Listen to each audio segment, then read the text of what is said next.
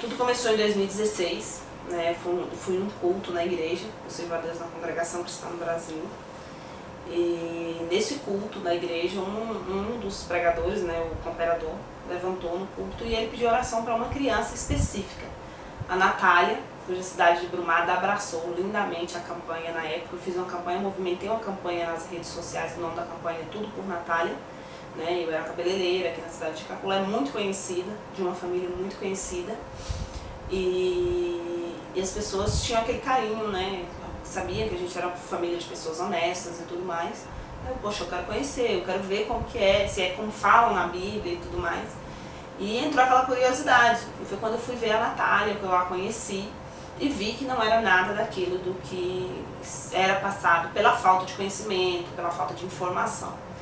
Então eu me deparei com uma criança com, na época, 4 anos de idade, debilitada, né, as lesões profundas, né, falta de conhecimento sobre a doença, falta de condições financeiras e tudo mais. Então, quando eu pedi para a mãe deixar a gente levar ela no médico para a gente ver do que se tratava aquilo, né, que eu não entendia, como é que não tem cura, como é que não fecha, como é que isso acontece, né? Então vem todas aquelas interrogações que qualquer pessoa leiga sobre epidermólise bulhosa tem quando se vê epidermólise bulhosa.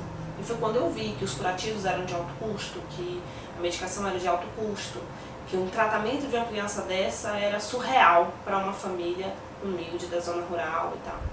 E foi quando eu comecei a campanha, né, Tudo por Natália, a cidade de Caculé, Rio do Antônio, Brumado, nossa, abraçou a campanha lindamente.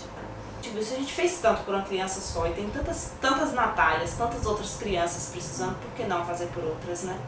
E foi aí que nasceu o projeto da ONG Jardim das Borboletas. A gente atende hoje 17 pacientes com epidermólise bulhosa. Nós temos pacientes do estado de Minas Gerais, nós temos pacientes do Rio Grande do Sul, nós temos 2 do Rio Grande do Sul. Temos um paciente de São Paulo e o restante são todos do estado da Bahia. Na nossa região eu atendo pacientes de Brumado, de Rio do Antônio, de Jequié, Manuel Vitorino, e os outros são de cima lá, Pilão Arcado, aquela região um pouco mais distante. Mas no estado aqui na nossa região tem pacientes em Barra das Estivas, tem Malhada de Pedras, no caso Brumado, Rio do Antônio, Lagoa Real, todas as cidades aqui da região têm pacientes, não em grande quantidade, mas 1, 3, 2 pacientes têm pacientes com epidermólise bulhosa. Então, aqui é o estoque da ONG, onde a gente armazena as medicações. Medicação geralmente que fica aqui no estoque, ela fica por no máximo 15 dias, né? Aí aqui você pode ver, existe uma linha de medicamentos que ela foi desenvolvida por uma empresa no estado de São Paulo. Uma linha desenvolvida toda para epidermólise bulhosa, que tem o creme para cicatrização das lesões, tem o creme hidratante. Esse também ele serve muito para hidratação, que a pele da criança com epidermólise bulhosa ela é muito ressecada, né? Aí agora esses são os curativos, né? O estoque está um pouquinho baixo, a gente está precisando de doações de curativos. O curativo, o que a gente mais utiliza é esse, Mepilex Transfer, né? É um dos curativos que a gente mais utiliza. Ele não deixa grudar as lesões, além de não deixar grudar as lesões, ele acelera o processo de cicatrização e diminui a dor também das crianças. A caixa do curativo, o Mepilex Transfer 15 por 20, ele está em torno de R$700 aqui no Brasil. E esse 20 por 50 ele está em torno de 2.000 e alguma coisa. Muitas das crianças que a ONG Jardim das Borboletas assiste, isso é importante informar, que o Estado fornece os curativos. Mas existem crianças que o Estado não fornece. Ou existem crianças no Jardim das Borboletas que o Estado só fornece através de liminar. Então, sendo assim, na falta do curativo, a ONG entra e supre com tudo. A gente tem crianças que a gente gasta em via de curativo por mês, cerca de 70 a 80 mil.